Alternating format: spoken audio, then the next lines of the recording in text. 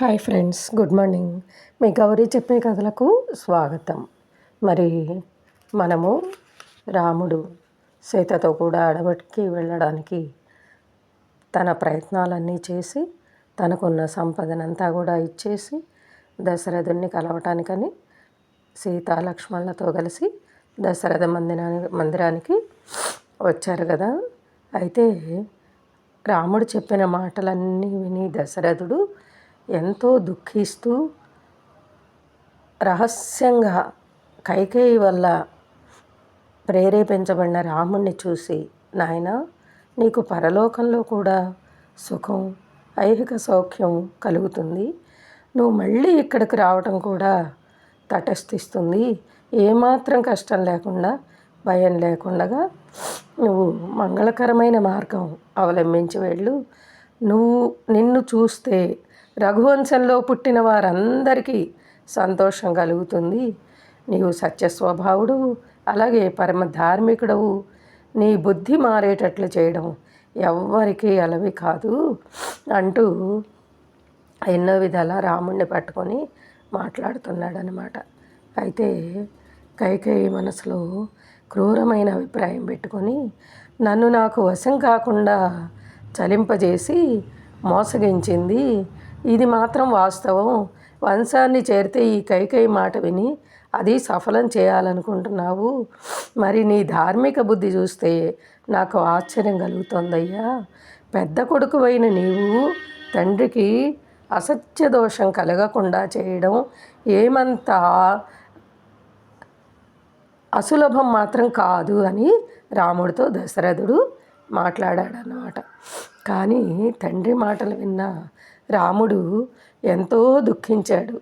లక్ష్మణుడు కూడా విచారిస్తూ తన తండ్రితో ఇలా చెప్పాట, మీరన్నట్లుగా ఇప్పుడు నేను సర్వసుఖాలు అనుభవిస్తే రేపు అవన్నీ నాకెవరిస్తారు?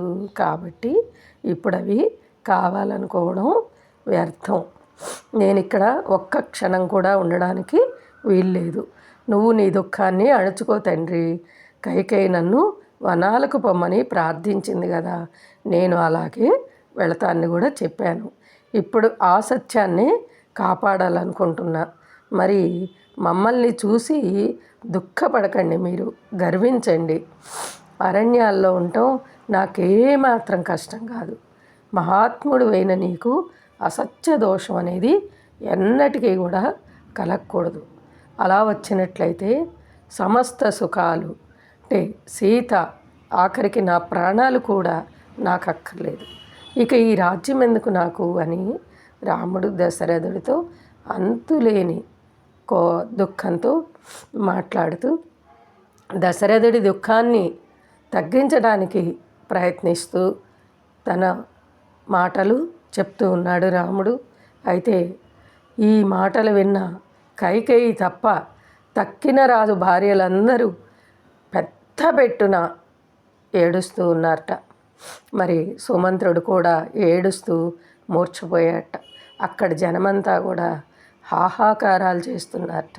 మరి వాళ్ళంతా సంతోషంగా పట్టాభిషేకం గురించి వచ్చిన వారందరికీ ఇంత దుఃఖకరమైన వార్త, ఎంత ఘోరమైన వార్త ఆ జనం తట్టుకోలేకపోతున్నారు.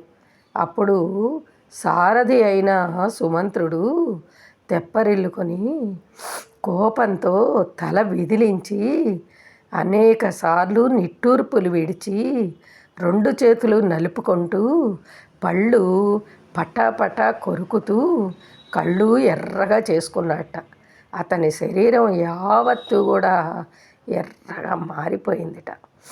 మహా దుఃఖంతో దశరథుడు కైకేయిపై కోపంతో ఉండటం చూసి తీక్షణమైన బాణాల వంటి వాక్యాలతో కైకేయి హృదయం గడగడ వణికేటట్లు, బాణాలతే మరి మర్మస్థానాలు ఛేదించేటట్లు మాటలతో ఆమె గుట్టుని బట్టబయలు చేస్తున్నట్ట.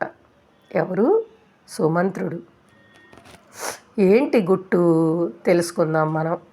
ఎప్పుడైనా తల్లి తండ్రి వంశపారంపర్యం అన్నీ మనకి ఏదో ఒకటి ఎక్కడో ఒకరిది వస్తుంది, మంచి అయినా చెడైనా. మరి అలాంటిదేదో ఉందన్నమాట ఆవిడ వంశంలో. అదేంటో ఇప్పుడు సుమంత్రుడు బయట పెడుతున్నాడు, మనం తెలుసుకుందాం. అయితే కైకేయి తన భర్త ఈ భూతలమంతటికీ కూడా ప్రభువైన దశరథుణ్ణి విడిచిపెట్టకుండా చేసింది. అలాంటి నీకు ఈ జగత్తులో ఇంకా చేయలేని పనేముంది? ఎంతటి కార్యమైనా చేయటానికి నువ్వు సమర్థురాలవే మరి అనుకుంటూ ఆ విషయాన్ని పైకి చెప్తూ తన తల్లి గురించి చెప్తున్నాడు. ఏమని?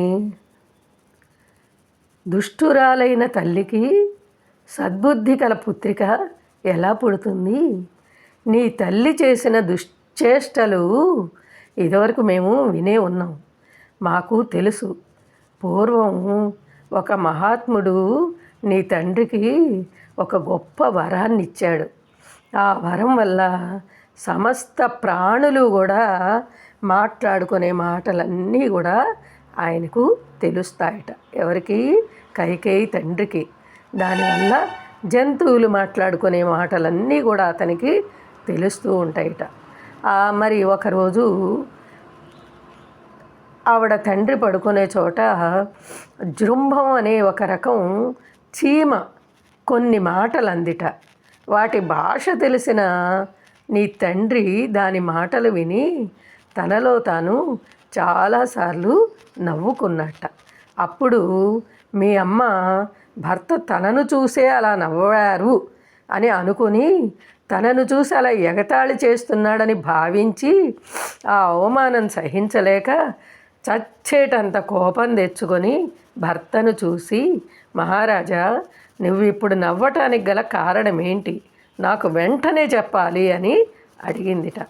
అప్పుడు కైకేయి మహారాజు భార్యను చూసి, నేను అలా నవ్విన కారణం చెబితే వెంటనే నాకు మరణం సంభవిస్తుంది, ఇందులో ఏమాత్రం సందేహం లేదు అని చెప్పాట. అప్పుడు మీ అమ్మ నీ తండ్రి అయిన కేకేయి మహారాజును చూసి, నువ్వు చావు బతుకు, నాకు పని లేదు ఆ విషయంతో, నువ్వెందుకు నవ్వావో అది నాకు చెప్పి తీరాలి, నన్ను ఎగతాళి చేశావో లేదో నాకు తెలియాలి అని పట్టుబట్టిందిట. చూసారా, భర్త చనిపోతాడని తెలిసినా కూడా ఆవిడ అలాగ తన పట్టుని వదిలిపెట్టలేదు. అప్పుడు మహారాజు ఈ భార్య కల్పించిన సంకట స్థితిని అంతా ఆలోచించి ఈ విషయం అంతా కూడా ఇదివరకు తనకి వరమిచ్చిన ఆయనకి వివరించి చెప్పాట. అప్పుడు ఆ మహాత్ముడు రాజును చూసి, రాజా, నీ భార్య చస్తే చావని, లేదా నీ రాజ్యం పోతే పోని, ఏం జరిగినా సరే ఎంత మాత్రం నువ్వు ఆ విషయం ఆమెకి చెప్పవద్దు అని స్పష్టంగా చెప్పేశాట. అప్పుడు కేకేయి మహారాజు మీ అమ్మ మాటలు లక్ష్య పెట్టకుండా తన ఇష్టం వచ్చినట్లు హాయిగా ఉన్నట్లు. మరి పాపాత్మురాలవైన కైకేయి, నువ్వు కూడా మీ అమ్మలాగే దుష్ట స్త్రీలు అవలంబించే మార్గం అవలంబించి మోహంతో దశరథ మహారాజుకు చెరుపు కలిగేటట్లుగా చేస్తున్నావు. కొడుకులకు తండ్రి గుణాలు వస్తాయి, కూతుళ్లకు తల్లి గుణాలు వస్తాయని లోకంలో చెప్పుకునే మాట అబద్ధం కాదని ఇప్పుడు నాకు అనిపిస్తోంది. మరి నువ్వు నీ భర్త కోరిక ప్రకారం రామ పట్టాభిషేకానికి అంగీకరించి రాముడి వనవాసం గురించి విపరీతంగా దుఃఖిస్తున్న ఈ దశరథ మహారాజుని, పౌరులని, జానపదుల్ని అందరినీ కూడా కాపాడు. పాపిష్టి వాళ్ళు చెప్పిన మాటలు విని దేవేంద్రుడు లాంటి నీ భర్తకి అధర్మం కలిగేటట్లుగా చెయ్యకు. మరి దశరథ మహారాజు ఆడిన మాట ఎన్నటికీ తప్పడు, సత్యసంధుడు. నీకిచ్చిన వరాలు నెరవేర్చి తీరుతాడు. ఎంతో ఉదారుడు, ధర్మం తప్పనివాడు అయిన రాముడి పట్టాభిషేకానికి అంగీకరించు. రాముడు అడవికి పోతే ఈ అయోధ్యలో యోగ్యుడైన వాడు కూడా ఉండడు అని సుమంత్రుడు అలాంటి వాక్యాలు అన్నీ కూడా అందరికీ తెలిసేటట్లుగా చెప్పాట. అయితే కైకేయి మనస్సుని క్షోభింపచేద్దాము అని అనుకున్నట్ట. తర్వాత మళ్ళీ ఎప్పట్లాగే చేతులు జోడించి నుంచొని ఎంత కఠినంగా మాట్లాడినా కైకేయి మనస్సు మాత్రం మారలేదుట. ఆమె మనస్సు కరగకపోగా ఆమె ముఖంలో ఇంకా క్రూరత్వం పెరిగిపోతోందిట. అప్పుడు దశరథుడు వరమిస్తానని శపథం చేసినందున దాన్ని తప్పించుకోలేక ఎంతో దుఃఖితుడై పాపం వేడి నిట్టూర్పులు విడుస్తూ సుమంత్రుణ్ణి చూసి పదే పదే ఇలా చెప్పాట దశరథుడు. ఏమని? దశరథుడు అడవిలో సేవ చేయటానికి రాముడికి చతురంగ బలాలతో కూడిన సైన్యాన్ని, రత్నరాశులను మరి శీఘ్రంగా రాముని వెంట పంపించు అని, ఇక్కడ ఉన్న సౌకర్యాలన్నీ కూడా పంపించమని సుమంత్రుడికి అనుజ్ఞ ఇచ్చాట. కానీ రాముడు అవన్నీ ఒప్పుకుంటే అసలు అడవికి వెళ్ళడం దేనికండి? తన ఆస్తినంతటినీ పనిచేయటం దేనికి? అన్నీ జరిగిపోయాయి. కానీ తండ్రి వాత్సల్యంతో ఆ విధంగా చేద్దాము అని అనుకున్నాడు. అయితే మరి రాముడికి నీవు అలాంటి అన్యాయం చేస్తే నీకు భరించరాని లోకనింద వస్తుంది అని మళ్ళీ కైకేయితో అన్నట్ట.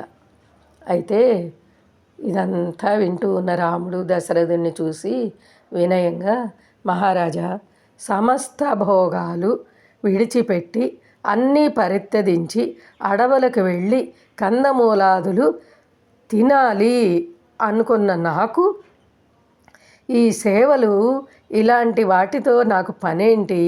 మంచి ఏనుగునే విడిచిపెట్టేవాడికి దాని నడుముకి కట్టే మోకుపై మమకారం ఉంటుందా? నాకు ఇవన్నీ కూడా ఏమీ వద్దు. 14 సంవత్సరాలు కందమూలాదులు తవ్వి తెచ్చుకోవడానికి గొడ్డలి, గంప నాకు తెచ్చివ్వండి అని స్పష్టంగా చెప్పేశాట శ్రీరాముడు. చూసారండి తల్లి ప్రేమ, తండ్రి ప్రేమ. మరి కుటుంబంలో ఉండే వంశపారంపర్యంగా వచ్చే చెడ్డవి, మంచివి అన్నీ కూడా మనకి ఈ కథ ద్వారా ఎంత చక్కగా తెలుస్తున్నాయో. మరి లైక్ చేయండి, షేర్ చేయండి, సబ్స్క్రైబ్ చేయండి. మీ గౌరీ పూర్ణ. బాయ్. రేపు కలుసుకుందాం మరి.